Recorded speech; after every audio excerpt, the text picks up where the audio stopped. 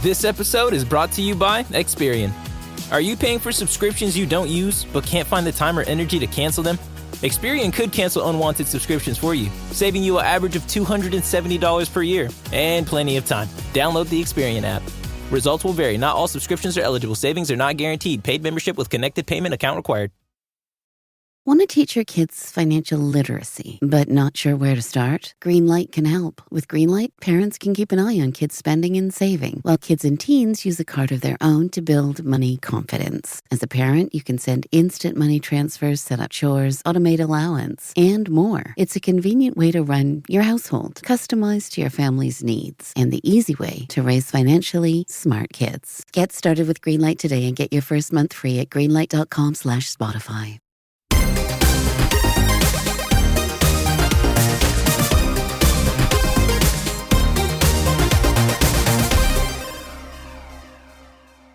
Hello, fellow gamers and origami fans. Welcome to the Video Gamers Podcast. Today we are deep diving one of my personal all-time favorite games, which I'll admit is not for everyone, 2010's Heavy Rain. Whether you love the game or not, or have played it or not, I think it's going to be a lot of fun to talk about here today. I am your host, Paul, and joining me, he should be so lucky as to have Ethan Mars as his own father. It's Josh. No, we're going to get this question answered on this episode, Paul. We are absolutely going to find out the answer to this question. Oh, I have it on my outline because I am firmly in the camp. Ethan is a great dad. Nope. You are firmly in the other camp. And Terrible. Ryan is going to be the tiebreaker. Yeah, Ryan now that is going to be the tiebreaker. All right. And then joining Josh and me, you can find him tripping on ice and tripping over live chickens in a supermarket. It's Ryan. Why'd the chicken cross the road? Because Ethan threw him across a grocery store. I still love the GoPro angle. Like on, he's on just Norman like wrestling fighting the chicken. Yeah. Oh, it's so great. Or no, I it was love this Norman, game. not Ethan. Yeah. Norman Jaden. There's a lot of characters in this game. There really are. I am so excited to talk about this game. This is great. But before we do start our deep dive, Josh, I think you've got a review you're going to read? I do have a review, and this one is a doozy of a review, possibly one of my favorites that we've ever gotten. You know what? If you haven't left us a review yet, please take a minute to do that. If you're on Spotify, you can rate us 5 stars. If you're on Apple, you can rate us 5 stars. But on Apple, you can also leave a written review and let us know how we're doing, what you like about the show. And there's a good chance that we're going to read it. Like this one that comes in from Real Guilty, and it's titled So Good You Wish You Could Join Them.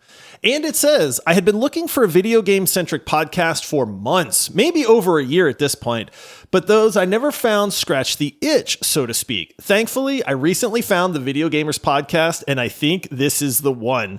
Their production value is high with smart creative decisions, audio quality is great, and no distracting background noise and no obnoxious sound effects when they transition to ads. Paul, Josh, and Ryan have great chemistry. They share the topic of conversation with each other equally and don't excessively belabor it. Even if one of them has an unnatural love of hero shooters and could probably go on about the subject matter for days.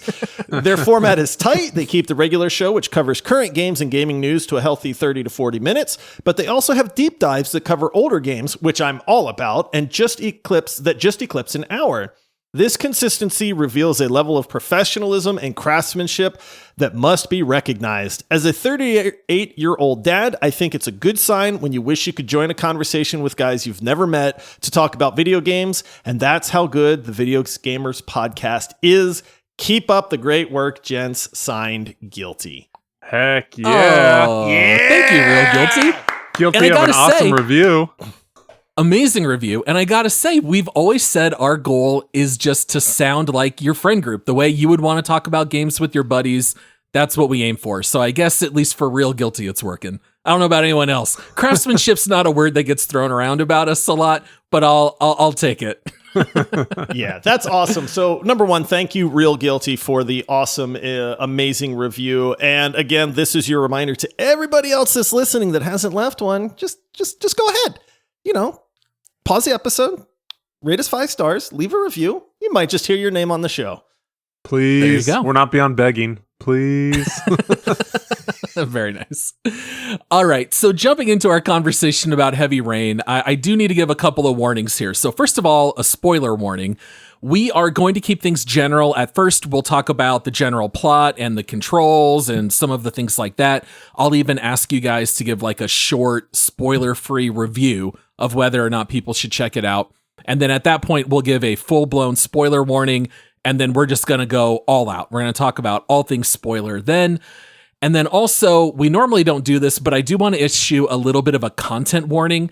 This is a very mature game. I mean, I said that in the pre-dive from a couple of weeks ago. This is a game that deals with various types of abuse and child kidnappings, and we're not going to go into like really detailed like explanations of those things, but we are going to throw out some pretty dark terms.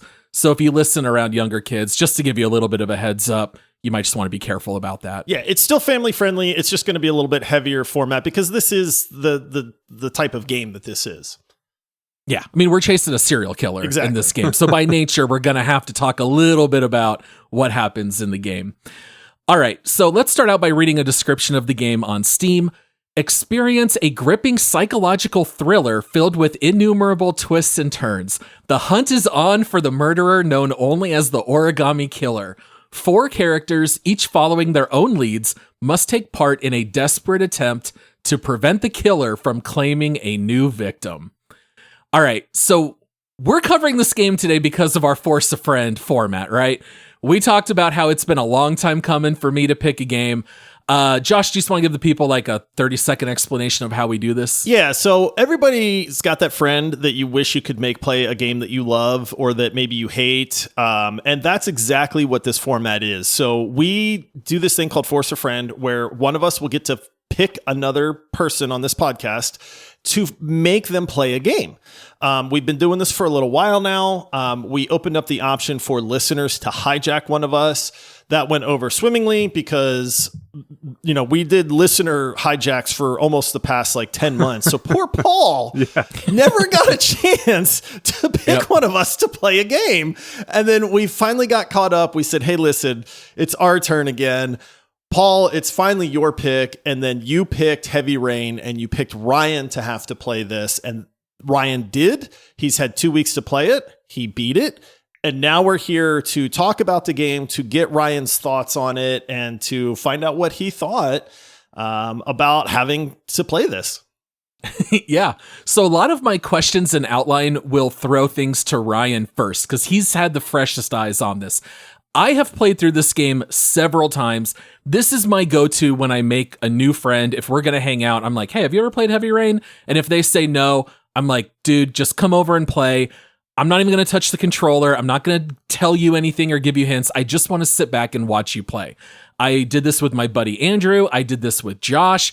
Now I've done it with Ryan. Ryan and I got to watch Ryan in all 3 play sessions. Josh got to watch Ryan play about 2/3 of the game.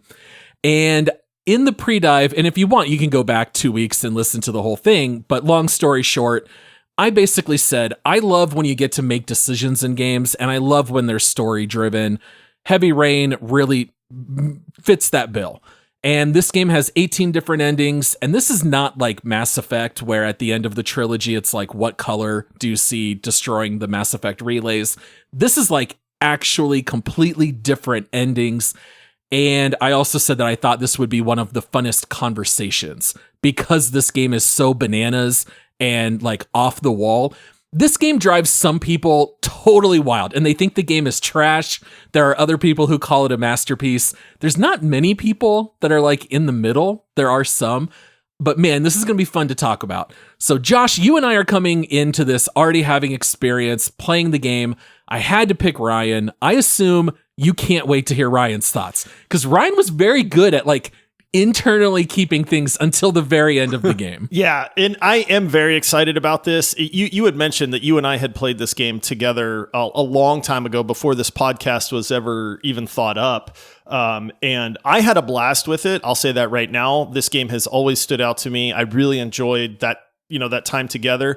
I want to point out so that Paul doesn't sound a little bit creepy here about like, yeah, I like to watch people play this game. From the corner behind the bush. Like, hey, you want to be friends? Have you played Heavy Rain before? He's recruiting. That's my opening line. But the reason for that is that you get to make a lot of decisions in this game, and those decisions matter. Right. And so this is one of those games with kind of a branching storyline where based on the decisions you make, that affects the outcome of the game. We said it in our pre-dive when, you picked Ryan initially, that characters can die, your choices matter. And so that's why it's kind of neat to watch somebody play, because you just kind of see how their brain works. And we're going to pick on Ryan a little bit later on when we get into a little bit of spoiler stuff, because there's one mission that Ryan and I did very, very differently. At one point, and it was kind of funny because I knew it was coming up, and then watching Ryan play it really made me chuckle at that point, because he just approached it absolutely completely differently than I did. And that's the entertainment portion of like having a friend or somebody play this game. And so that part is why that is interesting to do. Yeah. Oh, absolutely. And it was, and Ryan, I was going to say, we've kept you on the sideline a lot here in the beginning of the episode, but will you just kind of walk us through like what your expectations were? What did you envision this game being before you even played it? honestly, like I had no idea what this game was, what it entailed, anything about it. And it was really, really difficult not to look it up, at least watch a trailer. I wanted to be totally neutral coming into it and hopping into the first play session with you. So I really didn't know what to expect. I knew you guys obviously raved about it. I knew you had your arguments, and you know, I was excited to see why would Ethan be a bad dad or a good dad, you know? So I was really excited to hop in, and I know, you know, I trust your opinions on, I love story too. Making choices, it doesn't matter as much to me as it does to you, but I still enjoy that. So I was just ready to buckle up and go for a ride. And the part that was so cool about it too is us playing together. It was like a throwback, you know, to our old days of playing games when we were young, which was so awesome. It was even never playing this game together. It just felt nostalgic because that's how we grew up. We you know, only had one system, and we took turns playing games, or we would just play couch co-op. So yeah, it was really cool, and I was just really amped to just get started. Yeah, I was wondering if there was like added pressure having to play and make decisions with us, or if it would be more fun by spending time together. But it might have even been a little bit of both. Probably both. Yeah, I would say it's both. I definitely wanted, because obviously there's so many different paths you can go that I had no clue what any of them were. You guys have played it multiple times. Well, probably not Josh. He doesn't play anything more than once.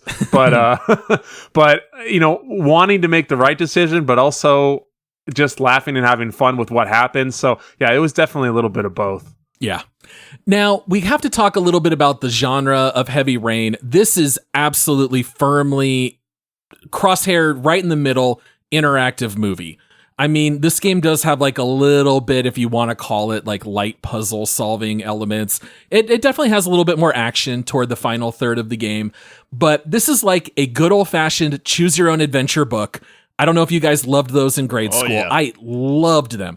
I mean, this is where you just get to experience a story. You have some agency. You make decisions. You get to see the consequences of those decisions, whether good or bad, and see where it leads. And these are not always liked by people because some people feel like the gameplay is just not there. It's maybe too passive for them. So I kind of wanted to ask you guys, have you ever played a game like this before? If so, like, what comes to mind? Did you enjoy it? What are your thoughts? So these are very hit and miss for me, to be honest. I can't quite put my finger on what makes a good one for my brain and what doesn't. We did cover The Quarry on this podcast, which none of us liked. We thought it was abysmal. Thumbs down. Yeah, absolutely thumbs down. It just wasn't very well done. But then, you know, we often reference The Walking Dead, the Telltale series Walking Dead, which is absolutely phenomenal. Paul, you rave about The Wolf Among Us, which The Wolf Among Us 2, maybe later this year. And so it's really weird because there are times where I just go, this is just stupid, man. This game's not fun.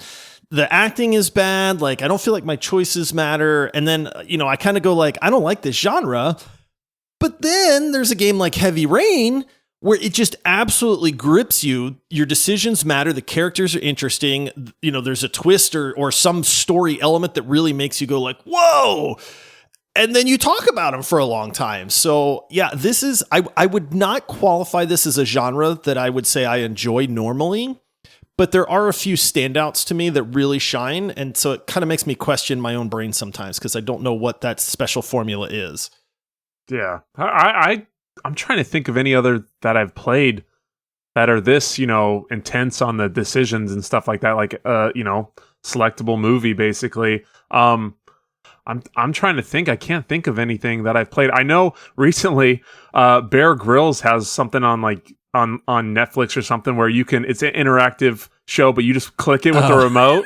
And he's like, yeah, like Bandersnatch. It's like the lions got out of the cage. You save the tourist or go fix the electrical cage, and then you can pick and stuff. My son loves it. So he was playing that the other day and it was pretty fun. But as far as games go, I'm trying to think. I don't think I've really dipped my toes too much into this genre.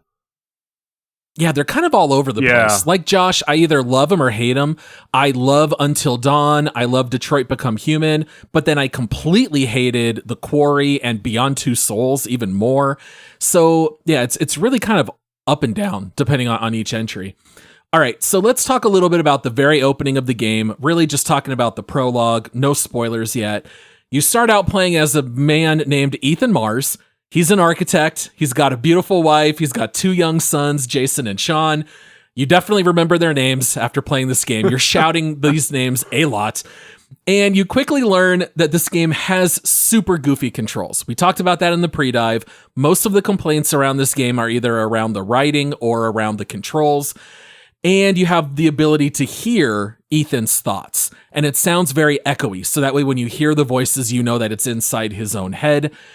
Now, this game does not give you any clear objectives. There are no waypoints, nothing like that in this game. You just sort of walk around and respond to what's going on around you, which I think is actually one of the neat aspects of the game. It's also divided into very short chapters. You tend to swap back and forth between these 4 characters very often. But Ryan, I kind of want to throw this to you first. I feel like the first third of this game, watching you play, was a little bit rough because these controls are very weird. Do you kind of want to explain what the controls are like, and did you find them to be kind of unintuitive? Yeah, you could say that. That's a word for it. I had some other words throughout the playthrough that I would have used. Some 4-letter words some about 4-letter words and multiple others. But it's there's a lot of ways to go about it. It's just it didn't. You never really, maybe until the very, very end, felt comfortable controlling the game. It was always kind of. Walking was very troublesome. You had to hold your right trigger to walk, and then if you just held it and didn't put the thumbstick, he'll just keep walking, and so then you'll walk an extra 2 or 3 steps past where you're trying to go. And I did a lot of turning around, marching back and forth, trying to get to the right spot. Oh yeah. You got weird controls where when you're trying to pick up an item, you go with the right thumbstick up and then around, clockwise or counterclockwise to do different things. So it just never was fluid and just kind of worked. Like I said, until the very end, you finally got used to these goofy controls and you started to be able to do it kind of just naturally. But yeah, man, those were a big issue for me through the playthrough. Now, Josh, you and I got to watch Ryan do this. It was one of my great, dude. It was great. Watching Ryan struggle to control his character. It's the slow one. The slow one was the hardest thing. Yeah, it was there's also a camera angle that's a little wonky. So it's if you're in a room, but you go up to the refrigerator, the camera angle might switch. But when it switches, you're still walking. So when it switches, now you turn around and you walk back out of the scene. Spinning. And so you're getting this just back and forth camera angle. It was like watching somebody play video games for the first time. Honestly, it was pretty hilarious to watch Ryan struggle with this. But then I will say, to your credit, Ryan, the second play session where we all met up and you played, you could obviously tell that you were starting to wrap your brain around it because you were getting a lot better at stuff like that. So I don't know why they designed the controls this way. The plates. I think it's Ethan, stop throwing the plates. I told you, be gentle. Yeah, because sometimes you're supposed to rapidly tap buttons or you just push it once. Sometimes you have to do almost like the game Twister, where you have to do all these things with your fingers, hold R1, then L2, then triangle. Now you have to mash the X button and things like that. And then my favorite is sometimes they give you a little dashed outline, and that means you have to do the control very slowly because your character is trying to do something gentle, like rocking a baby. Josh, what percentage of those do you think Ryan was able to complete the first time? Oh, 30%? no. Maybe? You're being I was gonna generous. go like It went I was gonna red go every like time. 17%. If it would have let me, I probably would have thrown that baby across the room with how hard I hit. Yeah, he definitely did struggle with the like. You need to go real slow, like you gently pull the trigger, and then Ryan would just mash it, and then oops, he bumped the baby's head against the dresser or something, and then he's like, oh no, what was that? Oh, so wild. And we also have to mention that this game is riddled with QTEs. Oh, yeah. So QuickTime events were still relatively new, I think, back in 2010. I know now they're kind of like a dirty word, and if you put QTEs in games, people kind of go bananas. Ryan, since you're kind of like new to it here with the game being almost 15 years old, do you feel like the QTEs are a huge drag, or does it work for this kind of game? Dude, that's one of the things that made the game, honestly, for me. Weirdly, right? I love QuickTime events, and I love, like, it is a playable movie, and there is some parts where you have to interact and stuff, but without the QuickTime events, I think it really would have dragged on a lot more, because that added that tense, immediate, like, I'm playing this game, I have to hit these, or something bad is going to happen, or good. You don't know what the outcome's going to be, but you have to hit those quick times. I think it added so much to this game that it would have been severely lacking without it. All right, I got to back Ryan up on this one, because I know there's people right now that are going, QuickTime events suck. Like, what are you guys talking about? Yeah, Right? good. Like, it does help that I'm pretty solid at QuickTime events. I got to give you credit. You did way better than me, like on my playthrough at that part. But I will agree that I am not generally a fan of QuickTime events. I think it's just kind of like lame. Let me control the character, not just push a button at the right time. But in this game in particular, the way that they're used is they generally always come with either a funny outcome if you fail it, or a critical outcome if you fail one. There are points in the game where if you fail the QuickTime event, it changes the course of the game. Now, sometimes it could just be something like your wife telling you to be careful with the plates, and you set it down too hard and she yells at you. And then other times, I don't want to get into spoilers, but it can be much more drastic if you fail them. But I think in a game like this, their use of QuickTime events is you participating in the story and like interacting with the character. And the way that they do them builds tension, it builds stress, and it just works. And I know that there's a lot of people out there that say, no, I hate QuickTime events, but this game just does them the right way to where you feel like they matter. Yes, and you have to put it on high difficulty. If you pass every QTE in this game, it's not going to feel as fun or as high stakes. To give you like an example without going into spoilers, if a character swings an axe at you and you have to press a button to dodge and you miss it, you can get partially sliced across your chest, and you will see that injury for the rest of the game. Like, anytime that character's not wearing a shirt, you're going to see that. And I love the fact that this game has those little flourishes, and it does feel very immersive. You feel like you're taking the actions of the characters. Even if it's as stupid as stirring scrambled eggs while they're in a pan, it tells you spin that right thumbstick clockwise, and you do it, and you see the whisk moving. And it really does draw you in to the story. Those were eggs? Oh, I know. So that was the worst animation of the game. So maybe that's a poor example, but you get what I mean. All right, we're going to go ahead and take a short break, and then we're going to get into the story, which is definitely the highlight of this game. If you're an athlete, you know the greatest motivator of all is the fear of letting your teammates down. After all, a team is only as good as its weakest link. So you owe it to those wearing the same jersey as you to be your best every time you step on the field. That's why there's no vape in team. When you vape, you can expose your lungs to toxic chemicals that can damage your lungs. If you're a step behind, the team's a step behind.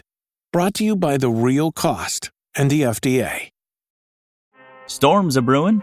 Crocs Echo Storm, that is.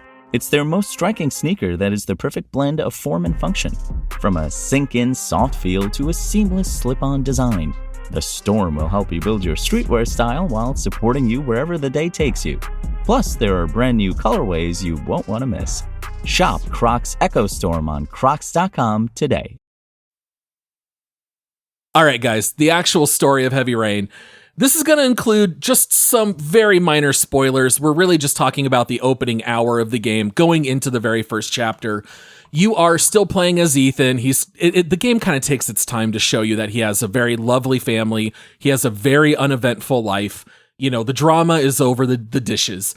And so you take your family out for a nice afternoon. You go to the mall, and your son, Jason, wanders off after you're buying him a balloon, and you are trying to hunt him down. This is the birth of all the press X to Jason memes.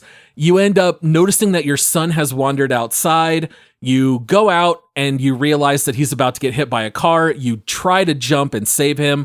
The car ends up hitting both of you, and your son, Jason, dies, and you go into a coma for 6 months. Now, this is basically the end of the tutorial. It ends with your young son dying, which is like, bold move, Cotton. Like, games don't start like this, right? So anyway, you end up waking up from your coma. Ryan, tell us a little bit about what's going on with Ethan, and like, how does this set up the story for the rest of the game?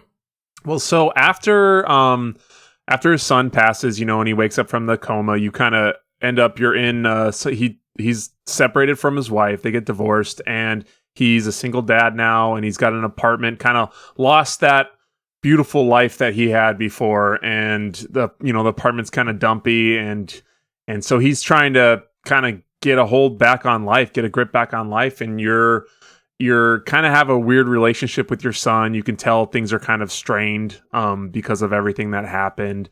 And then you just start kind of going on through this kind of playthrough and going back to that, you know, you walk around and do different things. You got to put your son to bed and get him ready for the next day, you know, all just kind of standard life stuff as the story starts to develop with where he's at. Maybe forget to feed him.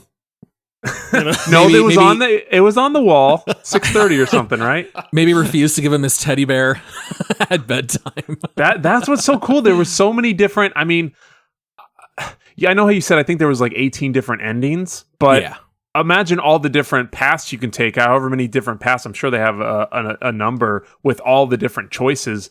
Like, I give him his teddy bear, but I mean, I couldn't feed him for a while. He went and got, what did he get, like chips or something himself? He went and got his own snack. Yeah, he's like, I'm hungry, and he went and got a snack. And you told him he had to do his homework, and he got mad. And then you noticed on the board, that's because you had it on the board. You're going to eat a snack and then do homework later. And so he reacted and got mad at you because you switched it up. And that's one of those crazy, there's so much, and to give kind of the listeners an idea, I guess a mental image is like, if you press the left trigger, it pops up these kind of spinning little action icon things that you can do. So it's his thoughts of dinner or homework, and you can pick them, and he'll say a little bit of dialogue, and then you can pick from there what you want to do as you kind of explore the space. So that's how you progress in the game. You have to explore each space, figure out what you need to do, and look for clues, and then you kind of progress from there. And then depending on what you choose, you'll get different interactions. Yeah. I want to say one other thing here too, because this is something that's hard to convey, but the beginning of the game is this bright, sunny, this guy's living his best life. Multi-million-dollar house. Yeah, nice house, perfect family, all that stuff. And the way that the game transitions after Jason dies is one of the best, I don't even want to call it subtle because it's not, but you start to realize it, everything is dreary. Ethan's just got this haggard look. His kid is just out of it. The life is out of his that's eyes. what I'm saying. Exactly. When you go from this sunny intro to now this, it's like a gut punch almost, but it's a weird, it's subtle in the way that it comes across at first, because you think, oh, well, of course he's going to be upset, but it's just that transition really sets the tone for the whole rest of the game. And it's like a masterclass in just game design and telling a story without necessarily using dialogue and stuff like that. And I have to give the game credit, because you instantly go from oh, what a happy life and all this stuff to this sucks, man. This poor guy and I felt worse for his son than I did for Ethan. Oh, yeah. Because I'm well, this kid just ain't the same anymore. Oh yeah, it's very sad. And the game is constantly raining and it turns very brown and everything is more gray and brown in color. So this is kind of where things start to get pretty dark. So we learned that Ethan has been suffering from blackouts. He wakes up in the street. He doesn't know how long he's been out of it or what he's been doing. And we know that there have been a string of kidnappings where kids have been taken and then they end up being found dead, holding an origami figure in their hand. And there are orchids that are placed near the body. So Ethan ends up having one of his blackouts while taking his son Sean to the park. And when he comes to, Sean is gone. And Ethan is holding an origami figure in his hand. So he's also standing in like an alleyway. So he's not in the park anymore either. Not in the park. Ethan obviously got something going on upstairs. Yes. So now all of a sudden, Ethan realizes my son is gone. Am I the origami killer? Is the origami killer someone else who's taken him? My son's only got a few days to live. We know that when these children get kidnapped, they don't have very long. And so the game now starts swapping you between these four characters. You've got Ethan Mars, the father of Sean. You have Scott Shelby. He's a private investigator hired by the parents of the previous victims. You have Norman Jaden, who is an FBI agent who's been called in to help investigate. And you also have Madison, who is a journalist who's looking into the origami killer. So I wanted to ask you guys, and this is kind of where, we're going to quickly end the non-spoiler section here. Did this story work for you? Did you find it compelling? Did you want to learn more? Or did you find it to be uninteresting? I think in the beginning of the game, it's a little slow. Like, in all honesty, and I think Ryan felt that too. Ryan, obviously you can, back me up if you thought the same thing. But I will say that the first couple hours of the game is just setting like the tone of the game and kind of introducing you to the characters and just even who the origami killer, this whole like sequence where there's somebody's out there just kidnapping kids and then, slowly killing them off. And I felt like it took a little while to get going in that regard. Yeah. I will say that once it's going and you start to, know who the characters are and you are introduced them like one by one and stuff like that, it really starts to pick up at that point. And then you get into like the back half or maybe even back third of the game. And that's where, to me, it just becomes an absolute masterpiece, And so I do think that there's people that probably get 3, maybe 4 hours into this game and they kind of go like, well, yeah, it's kind of neat. There's some neat characters and stuff, but I don't get it. And it's like, it's almost like watching an M. Night Shyamalan movie, you know, and then just like leaving halfway through and then just going like, well, I don't understand. This movie wasn't that great. Like you're missing like the payoff, And so this is one of those examples where I think if you don't see the complete story, you're really missing out at that point because it puts everything together at the end of the game. So would you say then that like kind of slow beginning part was like a necessity to the game overall? I mean, there's probably ways they could have done a lot better, in my opinion. They probably could have cut an hour. Than making people bored for the first like part of the game. You on to me? I'm going to Red Dead. This is an argument over Red Dead Redemption 2 that we have that has been ongoing forever. Yeah. So you're on to me. Yeah. I know where you were going, Ryan. I think that I kind of to mirror what you said. I think it did start a little bit slow, but to me, typically, especially because of what you guys have said and what Paul said about the game, I knew there was going to be a good payoff. And I usually don't mind a slower start to things because I know that most of the time there's a reason, unless it's a bad story, then it kind of wasted some time. But once you get into it, there is the payoff. So it is worth it. It is good to know all the things that you did learn in the beginning when it was slow. And I think it was just a brilliantly told story. And speaking of M. Night Shyamalan, there was some crazy stuff that happened and some crazy twists, and so I think it was extremely well done, just story wise overall. Yeah, I mean, I think that's like a great spoiler-free review of the game. I mean, Josh, do you kind of agree, or would you tinker with that at all? No, I think that's spot on. I will say I think it helps to have somebody, whether it's a friend or us, like telling you, dude, oh man, this game is wild. It's wild. Like you're gonna really like understand what I'm talking about like after you play it. If I was somebody that was just like renting a game to play and brought this home and stuck it in, I do think after 2 or 3 hours I'd kind of be like, what the heck, man? You know, what is this, just like a life simulator where it went bad for somebody? Like I can definitely see that. But man, if there's a game where getting to the end of the game is the payoff and makes you realize why every decision in the game mattered, you know, this is one of those. It's a little bit like Breaking Bad in that sense. I've had so many people tell me that they think the pilot of Breaking Bad is really boring or that the first season didn't hook them. But if you keep staying with it, it's like the train is going 10 miles an hour in season 1, and then it's going 30 in season 2, and then it's going 50. And then by the time you get to the final season, you're going 100 miles an hour, and it just keeps building.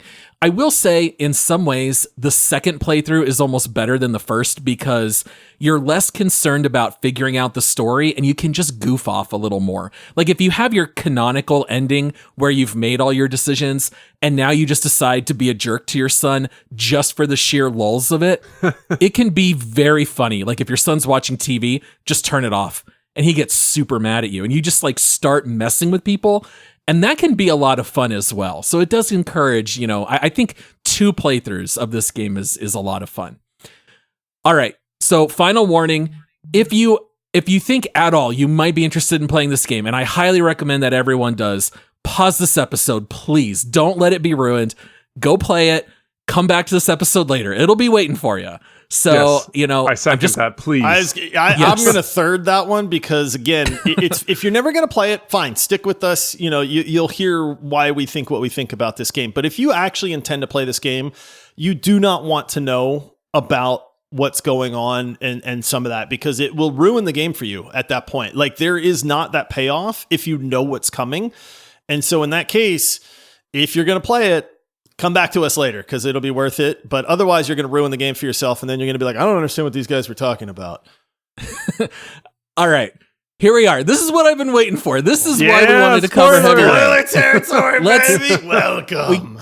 We got to go into spoilers. We got to start with Ethan's trials. This is really when the game kicks into high gear. And it's about maybe just under halfway through the game. But Ethan basically, he gets a letter in the mail. It has a ticket for a locker. You go retrieve a box. It's a little bit in that sense like the Bourne Identity where, Jason Bourne goes and gets this box and it's full of like cash and passports and a gun. And it's like, what is going on? So Ethan gets this box and it's got several origami figures, a gun, and it has an SD card and a video player that has video of his son, Sean, in a locked well with a grate over it starting to fill with water. Now, I did say this game's very dark. They know that all of the children who have been kidnapped were drowned in rainwater. And so we realize that these children are being placed in these wells and there's only a certain amount of time before they fill with water. And so that's kind of like the running clock that you're looking at here. And Ethan's instructions say that he has these 5 origami figures that have 5 different trials. And for each one that he completes successfully, he will get a clue to where Sean is being held. And the killer's notes say, how far are you willing to go to save your son? All right. Now, these trials, without getting into details yet, they're called the bear, the butterfly, the lizard, the shark, and the rat. And they do get increasingly more dangerous or more violent as you go through the game. We don't have to necessarily break down all 5. But Ryan, where do you want to start? What trials should we talk about first? Let's do the butterfly. That's the butterfly glass and the electrical wire. So going to the abandoned electric warehouse. Yes. Tell us about it. So you got to go to this warehouse and you work your way in through this side door area, and you come to this door and you open it up. Okay, this is the way I have to go, and it's like a tunnel, and you got to crawl up into it, almost like a vent. Once you get in there, there's just glass all over the ground of this tunnel that you got to crawl through. And good thing I had Paul there because I probably would have just bled out and died. But you were crunching your way, dude. You were sprinting through that. This is one of those ones where you're supposed to go slowly, and I'm just army crawling through like Rambo through there. And the whole screen started to get red, and I'm like, whatever, I can make it. And Paul's like, you might want to slow down, slow down. And this goes to too where where it was cool with like how everything that happens and the choices you make follow you through the game is where his arms were jacked up after that. His sweater and his arms were jacked up. But once you get through there, you slide down this slide and you pop into this area with like a bunch of electrical terminal areas with wires all through them, and it's like a maze. So this also comes into play with the control issues that we had a little bit there. So you have this maze and you got to navigate your way through it without getting electrocuted, and those kind of button combos come into play.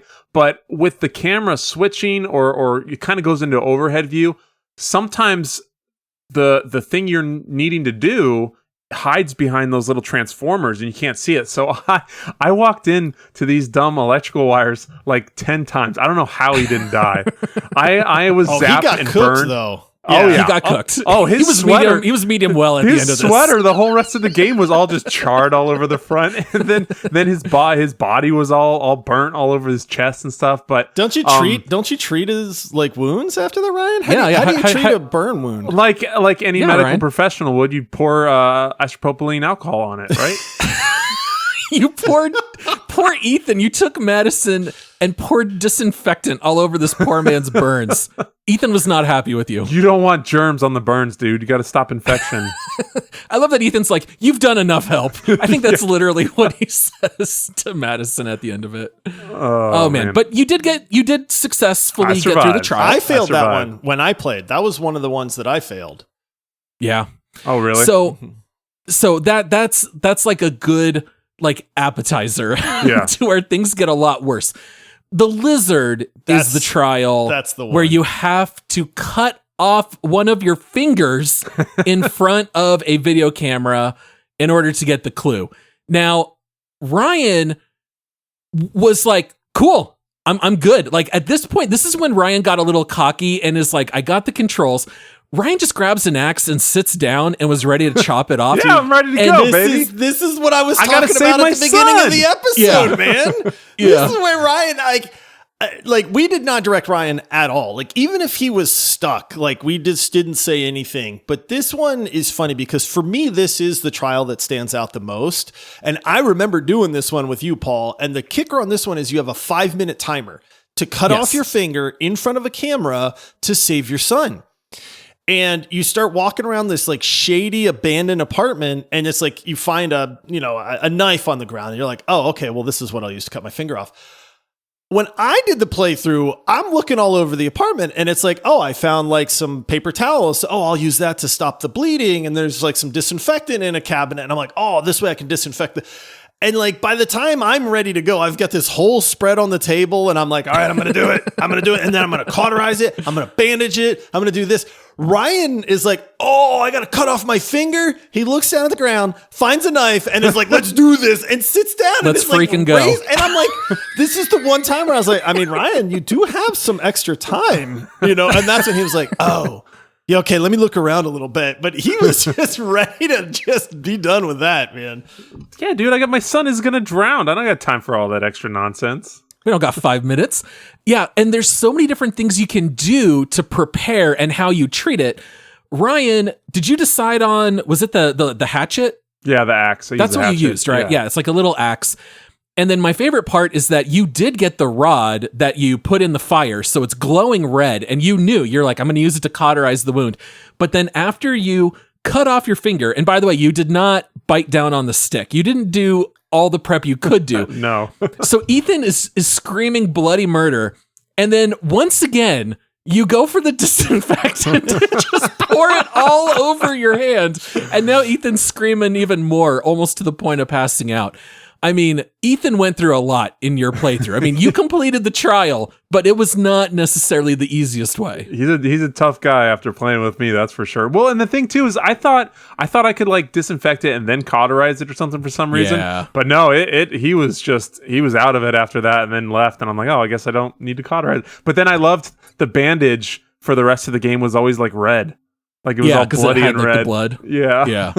Now, did you ever get a chance to watch the video when he uses the scissors?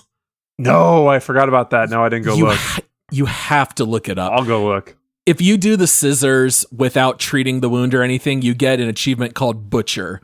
which has nice. always cracked me up. It is one of the funniest clips. Oh, that skeeves me so much. I can't. This whole scene this is a hard to like. This is what the game does really well, right? Is like puts you in these situations where you are just super uncomfortable. You do not like it.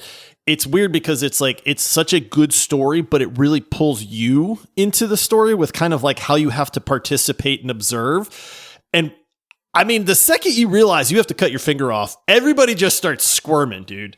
Yes. You know, and it's like, no way. And then it's every bit as visceral and horrible as you think it is. The game does not pull punches, you know? So watching Ethan actually do this and then just start flipping out because like, that's what anybody would do. You just cut your finger off, man. You know, it's just done really, really well, but it really pulls you into it at the same time.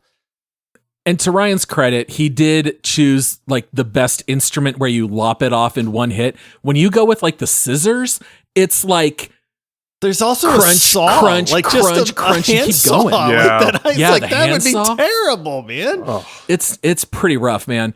All right, so shockingly, it's already time for another break, and then we'll come back and talk about my next favorite trial. Overnight, Dunkin's pumpkin spice coffee has sent folks into a cozy craze. I'm Lauren LaTulip reporting live from home in my hand-knit turtleneck that my Nana made me. Cinnamony. The home with Dunkin' is where you want to be. My dad works in B2B marketing. He came by my school for career day and said he was a big ROAS man. Then he told everyone how much he loved calculating his return on ad spend. My friends still laugh at me to this day.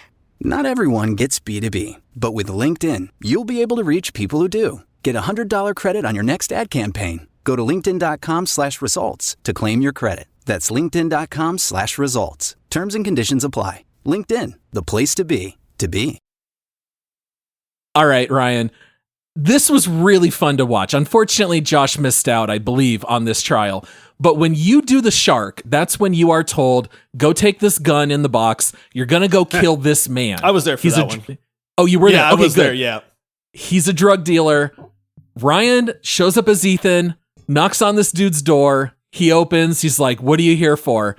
And then, Ryan, do you want to talk about like what happens here and the decision you made? Yeah, so you're supposed to kill this guy. You're sent there to do so, and you come in, and it ends up they get into a battle and a fight, and they're going back and forth. And the other guy pulls out. He has a shotgun, right? Yeah, he pulls out a shotgun. He's blasting away through the apartment, and you end up knocking him down, and then you kind of regain control and get your gun back. And you point at him, and then he starts to cower. And he's like, stop, I got kids, I got a family. Don't shoot me. And it gives you the option on what you can do. You spare him or shoot him. So anyways, I started blasting, yeah. right away. And he goes, what did he, oh, shoot, well, the guy, because as he's chasing you, shooting the shotgun, you see that the bedrooms are made for like little girls. They're like little bunk beds, and it's got like beds. princess, pink princess Pictures. stuff all over the place. So you can tell he's got kids, but he's also, scummy drug dealer, and he's trying to shoot you with a shotgun, mind you, as well. So you broke into his house, though. Well, you went through the front door. I love how you guys are defending Ethan on this, and it's like, dude, you go to this guy's house. He don't know who you are. He's under duress. So the guy runs out of shells, right? Like he goes to pull the trigger. There's nothing there. And then he realizes he's lost and he goes, don't shoot me. I'm a father. And then Ryan blasted him. He goes, I'm a father too. Boom. Just straight blast. Dusted that guy. him. Yeah, right away. That was the no line. hesitation. I'm a father too. Heck yeah, that's what I would do. He's a drug dealer, man. I kept thinking, what would I do for my son? He's 8. I would drug dealer gone in a heartbeat. No question. No questions asked. It was funny to see your guys' reaction, which is why I would say not only to play this game, but if you can, just go old school, sit on a couch and play with a buddy. Even if you switch off like on trials or do like what we used to do as kids too, every 30 minutes or every hour you switch off to see how, different people play it and to see the different reactions and then your friends' reactions, when they see what happens. It was so fun. Oh yeah. So Ryan did complete all 5 trials, so Ethan knew exactly where Sean was at the end of the game. The last trial is kind of neat. Ethan has to drink a phial of poison, and they tell him you're going to die within an hour, and that'll give you just enough time to save your son and say goodbye. So like the emotions of these scenes is very visceral and very real. So Ryan, the time has come now that we're kind of like done with Ethan's story, as we're going to talk about the other characters briefly. You got to answer the question. Ethan Mars, great dad or terrible dad? Dude, not only is he the great dad, he's a great ass dad. That dude, what he would do for his child. Don't even judge. If he was a good dad, he wouldn't have lost both of his kids. What are you he dove in front of a car after he lost his son at the mall. Then he was in a coma. Then his son gets kidnapped, who and he goes forgets and to runs, feed and he runs make the do city. their homework. I didn't forget to feed him. You forgot. We didn't say he's feed him. perfect. He's not, but he's a dad, man. My Things happen. goodness. Dude, he went above and beyond and killed a man, cut off his finger, got electrocuted, crawled through glass, drank poison, drove the wrong way in traffic. He went and did anything you could ever expect of someone who loves their child. There's no more he could do. Except for losing his kid at the park. He blacked out trying to save his original child. He can't control that. Yes, Ryan, thank you. Team Sanity. 100%. Yeah, dude, he is a great dad. Some unfortunate mishaps, life happened, but he was a great dad. Some mishaps. This is understating things a little. All right, I'm mistakes overruled. were made. He's a good dad. I concede, guys. The two of Official you together. dad. Yeah. Official dad of the Video Gamers podcast. Yes. We officially endorse Ethan Mars, Father of the Year. All right. There's some, I would love to do a 3-hour podcast on this game, but I know we got to move quickly. FBI agent Norman Jayden, we can largely skip through him. The only thing I'll say is that since he's the FBI agent, he's more of like your regular detective. He's gathering clues, and they do give you opportunities to sit down and go through your files, and you can analyze clues, and you can also geo-analysis clues where he'll tell you if it relates on a map. So like if we found an origami figure, well, let's geolocate what origami shops are out there, things of that nature. I think it's a cool idea. I think it's a little bit half-baked. I think this is one of the weaker elements. Do you agree with me, Ryan? Yeah, I think it was neat, and it was a good concept, and I was excited when I first saw it. It did become like very laborsome. Like it was just, I kind of wanted to get through it. And I remember like telling you, I'm like, which one? The Geo, just tell me. The Geo only was like 2 or 3 times the whole game, but you want to check it because you don't want to miss something. And then, it just kind of felt like I just wanted to rush through that part to get to all the other awesome parts of the game. So yeah, it was cool, but I could have done without it. I will say, I love how Norman gets super unhinged at the end of the game, because Ethan, in your playthrough, Ethan gets arrested for being the origami killer. They think it's him. And you busted him out of the police station. You go, dude, police brutality was not a problem for Norman in this one. He's hitting Mad Jack in the face, pistol whipping him. He's threatening to blow up his whole shop by shooting propane tanks. I will just quote one thing from Norman that made me laugh so hard, because I don't think I ever chose this in any of my playthroughs. When you go confront a guy that they think might be the origami killer, he's like a religious, like insane person where like his psychosis is like being manifested in religious terms. And he thinks that your partner is the Antichrist. And your way of dealing with him is, and I wrote down the quote, "You're not going to kill the Antichrist with a revolver. He's much too strong for that. Lieutenant Blake is going to leave our planet right now and return to the realm of shadows." Which made me laugh so hard that you're trying to like reason with a nut job, and you're just like jumping straight into the psychosis with him. Oh, I just honestly wanted Blake to die so bad. I was hoping that the guy would kill him. That he'd just shoot him. All right, we got to move on to Madison. Madison, look, I sense that when David Cage wrote this game, he's like, we need to have a female protagonist, right? So let's just throw in Madison. And it seems like they didn't really know what to do with her. And I'm not saying this trying to be woke. I'm just criticizing the writing of the game. Really, Madison is only around to be topless, taking showers, act sexy, or help Ethan. She doesn't seem to really have any goals or anything of her own. And I think that she is like, I think her chapters are the weakest in this game. I almost feel like the game might have worked better if you just took her out of it, or like actually give her some real motivations and fully write her story. Do you guys agree, or am I crazy? Madison is easily the weakest writing in the entire game because this game tells a pretty masterful story. The problem is that Madison just doesn't make a lot of sense. Yeah. This woman makes very poor decisions. The way that they introduce Madison, other than a shower scene to just be like, oh, look, let's get this in the game, is her standing outside, like meeting Ethan at a shady motel where she doesn't know who Ethan is. And then she's all of a sudden like in the room with this stranger and then just starts staying with him. Like, who does that, man? So it's just Madison's story is where the game makes the biggest jumps and the things that just kind of make you go like, nobody would do that. So anyways, let's talk about how Madison was the best character. Yeah. No, I agree. She was definitely, it just felt like just kind of thrown in there, like just rushed. It didn't make a lot of sense. She's all of a sudden, like you said, just in the hotel room with them. She's taking care of him and tending to all his wounds. And then within like... Says she loves him. Yeah, within like a day, she loves him. It's been a day. Yeah, I'm like, what? I mean, maybe not well taking care of his wounds, and that might have been my fault. But yeah, she just didn't. There just wasn't much there. You didn't feel connected to her as a character like you did to the rest. Ethan needed somebody to help him. He needed like somebody in the game like that was kind of on his side, and this is how they got that character. It's just kind of sloppily done compared to the rest of the game. And that's the thing, is I think the rest of the game holds up so well that you notice this one character in this kind of one part where it's like, this just doesn't add up. Yeah. And I will say she does have some really fun moments when she goes to investigate the owner of the apartment where Ethan cut off his finger. It's this old retired super creepy surgeon. And Ryan right away was like, I don't trust this guy. And he like was trying to make her drink a drink. And Ryan's like, I'm not taking that.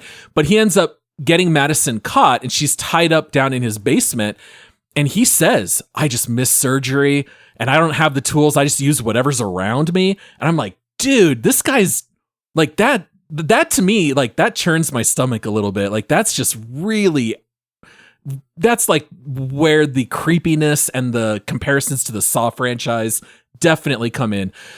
And then Ryan treated Madison at the end of her story very poorly when she is trying to escape an apartment that's on fire, and he just yeeted her out the window and she jumped to her death. It was an accident. It was not one of my biggest goals was to have everybody survive, and I wanted that so bad, and I 100% would have done it. And I saw the propane tank and I went and accidentally hit the window to look, and I'm like, oh, this is the window. I can't, because I'd already previously looked at a window and it's like jump to your death or find another way. So that's what I was going to do. And I was trying to just spam a button to get back to the propane tank to shut it off to help with the fire. And I was spamming X, and that's jump out the window. And she goes, okay. And she climbs out and then just boom, plummets to her death. The second I hit it, I was so upset. I yelled, no!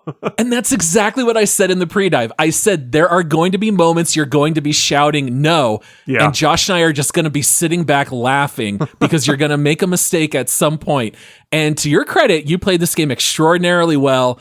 And it was not even failing a button press. You just, you were preemptively trying to do the action and got too close to the window and she jumped. Yep. Yeah. Very unfortunate. All right. Scott Shelby. Ryan, the entire time we played this game, you just kept saying over and over, dude, Scott's sweet. Scott's the best character. The whole time having no clue that there's this whole twist coming where he's actually the origami killer. Why was he your favorite character the whole time? He was just like kind of that old school private investigator, just like a big burly man that was trying to help people, at least we thought. Didn't know that he was just a psychopath, but everything about him I just loved. He was just rough. He was but still trying to be there, and he knew a lot. He was kind of on point with all the investigations. So I don't know, he drove an old school like Bel Air, like he had an old school car, like just old school typewriter. Yeah, a typewriter. Everything about him was just kind of that old PI, kind of vibe to him. So I really loved it. I loved all the parts of his like QuickTime events when you're playing him. I loved, except for bashing that baby against the wall or whatever. but all the other parts were awesome. Everything about the playthrough as him, I loved. I thought he was his character voice actor did a great job. I thought he was written very well. Overall, he is still my favorite. When I walked in here, I was a private eye. Now I'm a babysitter. Who would have thought? I mean, he's got like some funny lines. Bunch of one-liners and stuff. He's very likable too. Like the game does a good job of making you like him without being obvious about it, which I liked. It's like he's just a good character. And because he's a good character in the game, you kind of start to just go like, I like this guy, man. You're like, yeah, I'm playing him again for a little bit. Now, I do need to mention that Lauren is a character in the game who is the mother of one of the children who died, and she ends up like being Scott's partner. And Shelby and her end up in a lake in their car, and she's unconscious. Ryan intentionally, I will add, allowed Lauren to die. Ryan said, nope, I'm leaving you behind. And at this point, I'm like, I don't know what to make of your playthrough, Ryan. Was there something about Lauren you didn't like, or you just thought it would be funny, or like what led to that decision? She double-crossed us. Oh, because she turned you into Gordy Kramer's dad? Exactly. Yeah, get her out of here. I'm Snitches get stitches, man. Yeah, snitches get stitches for sure. Absolutely. Dude, you wiggled out of those ropes, you kicked out the window, and just took off immediately. Yeah, no, she made her choice, and now she's going to live with it, 40 feet underwater at the bottom of the lake. Dude, you turned Scott, like, as much as you loved him, you kind of were unintentionally playing into the fact that he's a serial killer. I did. Because Charles Kramer, you shoot everybody in his mansion, which, by the way, awesome. Even just watching you play, like, my heart rate was like 120. I could feel the excitement as you were murking everybody in that mansion. And then at the end, you get to Charles. He starts, like, freaking out because of his heart meds. You go take them out of his desk and just walk away and let him die, which was so funny. Like, you really played into Scott before you even knew what he was. I did. I didn't even think about that. Yeah, man, it actually worked really well, with you unintentionally, making him a little bit psychotic at the end. Killing Lauren, killing Charles. Yeah. Well, that's the way it was meant to be.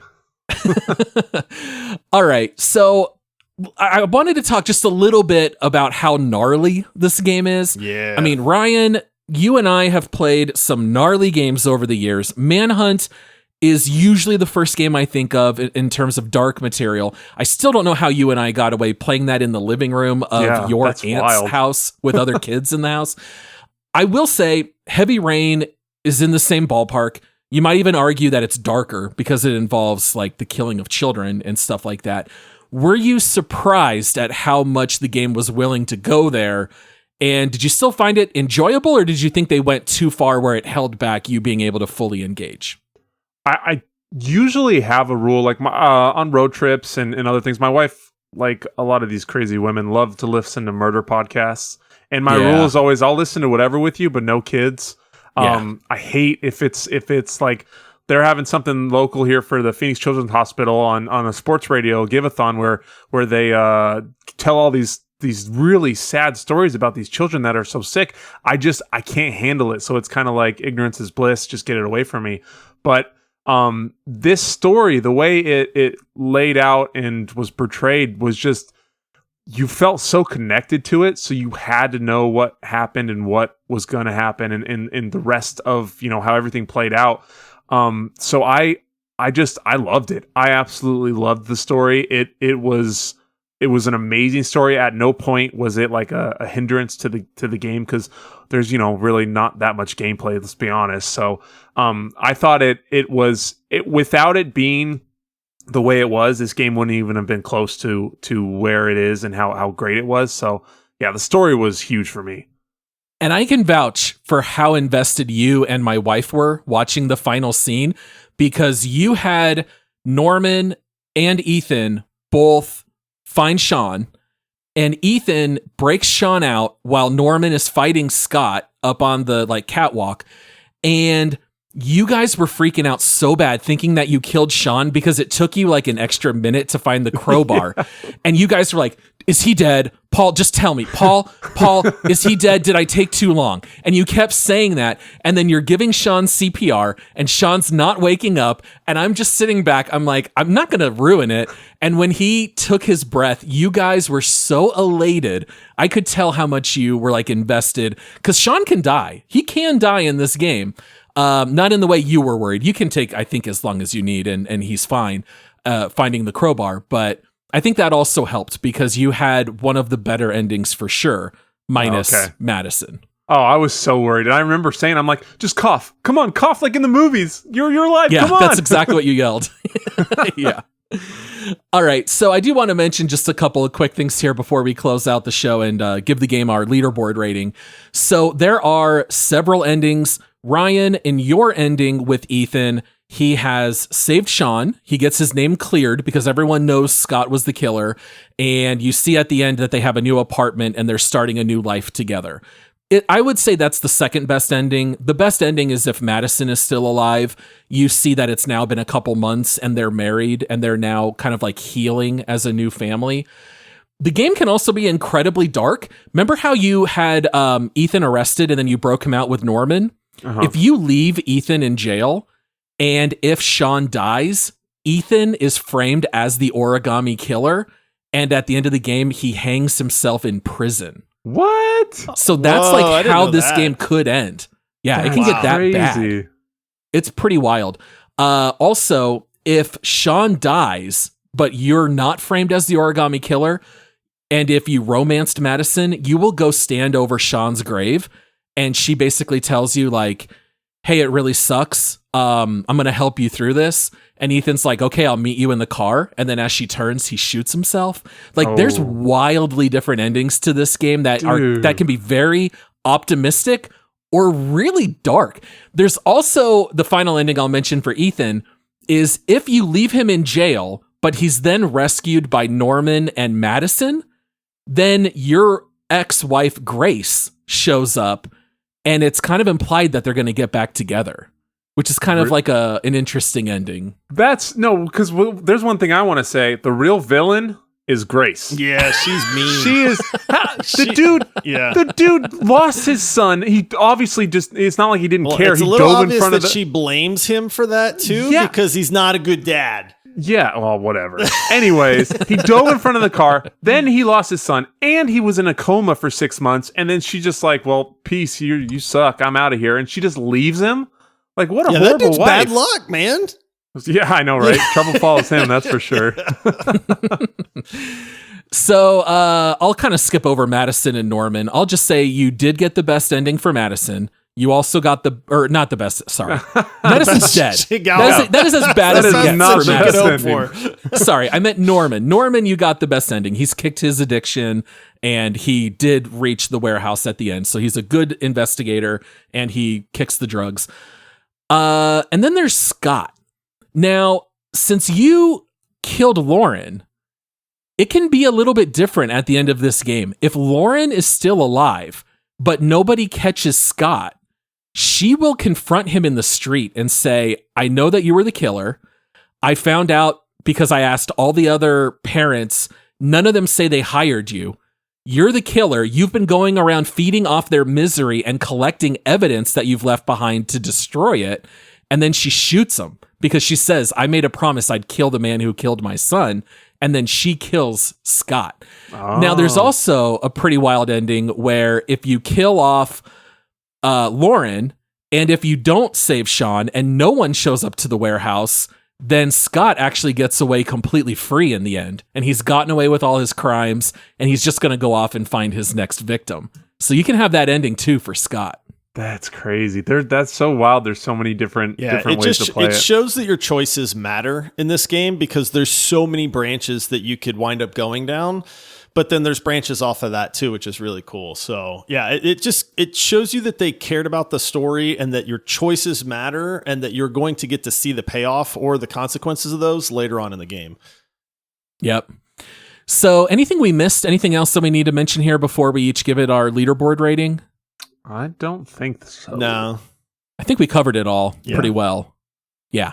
It's a game that everyone should play. Even if you think you don't like interactive movies, if there's one that might change your mind, I think this would be the one. This is the one that if you're going to branch into it, the problem is that it can then ruin a lot of the other games in this genre for you. Because then you're like, what the heck, man?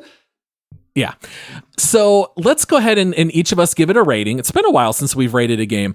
We have our updated leaderboard. If anyone doesn't know, you can go to videogamerspod.com. You can take a look. Each of us give the game our own rating, and then we average them out for a consensus score. We do it on a scale of 0.0 to 10.0.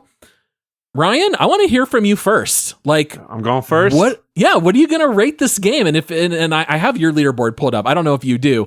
But if you have any questions, I can let you know what that game is next to based on your rating.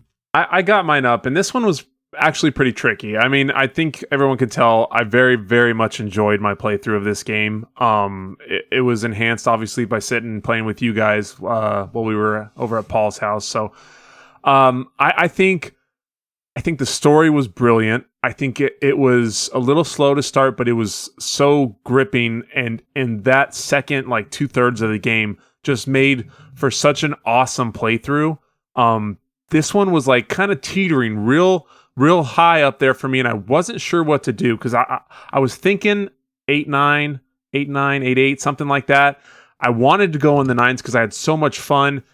But those controls are just so dang hard, and that was goofy. It was very frustrating. But I also near the end I got the hang of the controls, and I didn't really have to think about it anymore, except for the slow press ones. Those always got me, and always will. But again, just after the small little bit of this game that I played, because there's so many other cutscenes that I haven't seen or haven't, choices that you make to make the game completely different.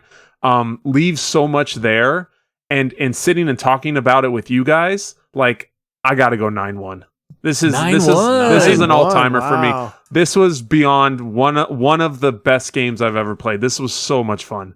So you've got it tied with some stuff here like Hollow Knight, Destiny 2, Fallout New Vegas, Hogwarts Legacy, Zelda Tears of the Kingdom. This is really high praise.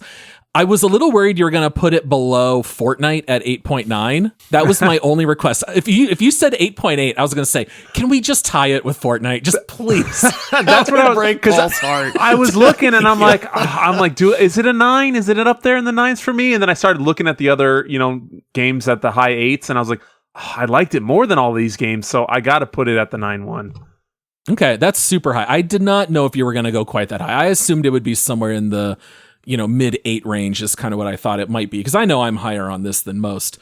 What about you, Josh? I kind of sense that as much as you love it, I figured you were a little bit lower than me and Ryan, so I'm very curious to hear. Well, we'll see. I'm a little bit lower than Ryan, to give you a clue. But dude, this game is one of those games that is ultra memorable. You don't forget about Heavy Rain, and there's not a lot of games that do that.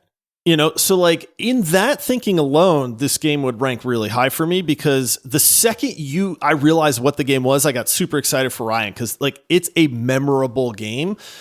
The gameplay elements and the controls and the quick time events and stuff like that, they're not always good. But the story is incredible. The characters are really well done. The twist is really well done. You just leave playing this game really happy usually.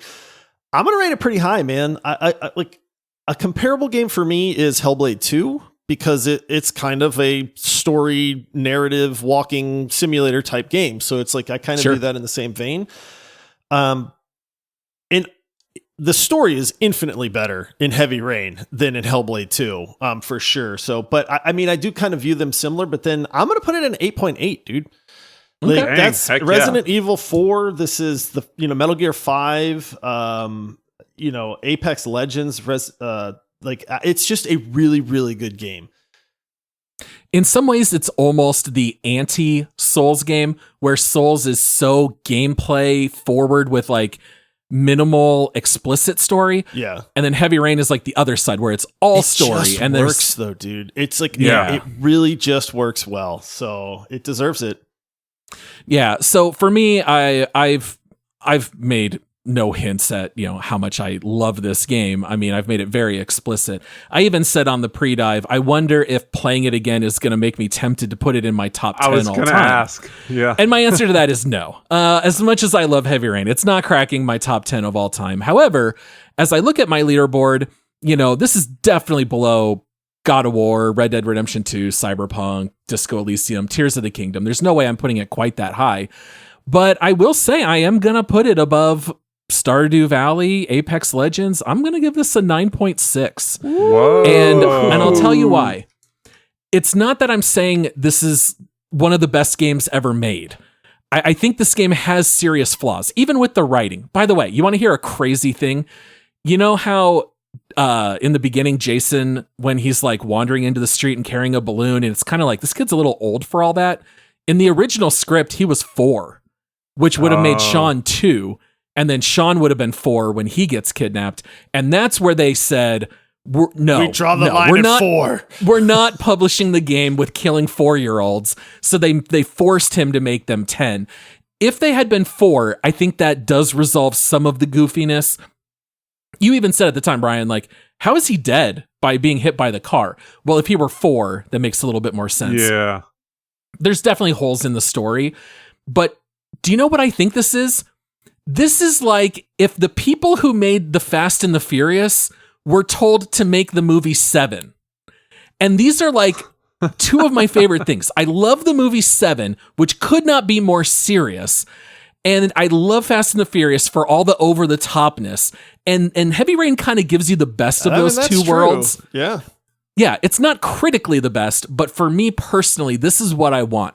I want over-the-top violence, over-the-top decisions, but for it to be in a way that's not like so heavy I can't enjoy it. It's almost too over the top, so that way it's almost a little bit like separated from reality, if that makes sense.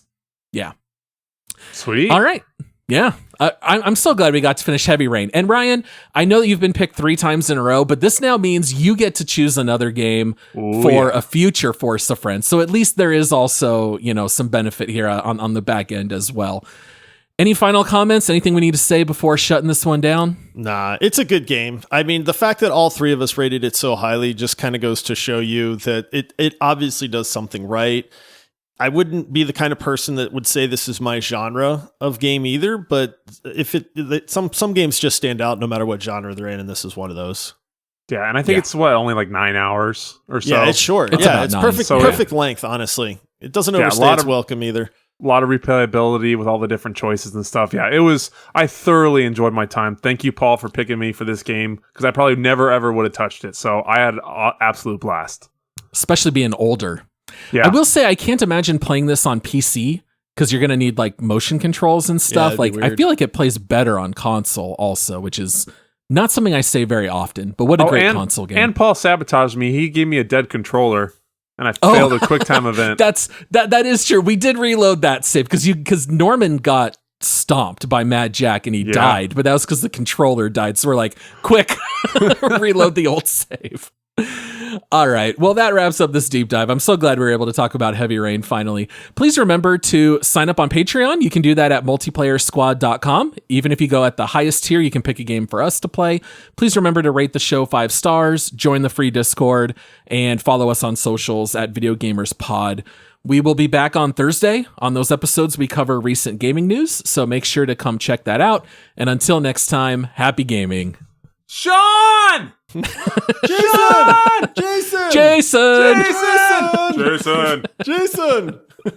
All right, see you, everybody.